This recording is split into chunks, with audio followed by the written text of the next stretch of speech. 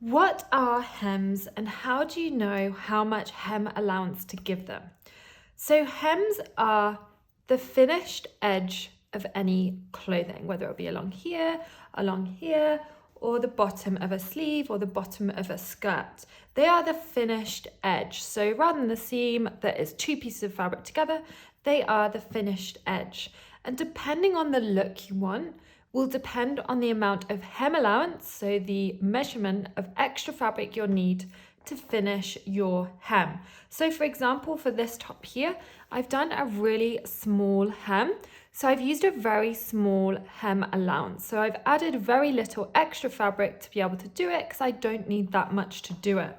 Whereas for this hem here, which is a lettuce hem that would be on like maybe the bottom of a bikini, because this is like a swimwear fabric, then I've added no extra hem allowance because this is literally along the bottom. Whereas with a coat with a very thick fabric, you'd want a bigger hem allowance and a fairly big one at that.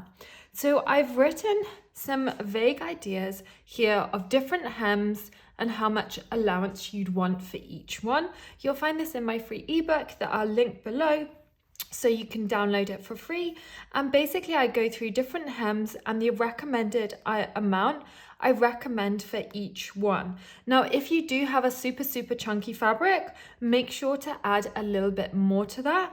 And you can then use your pattern cutting ruler, which will look something like this, where you've got these increment lines here to easily add your hem allowance to the bottom of your sewing patterns or to the edge of any sewing patterns which need hem allowance on them rather than your seam allowances on them.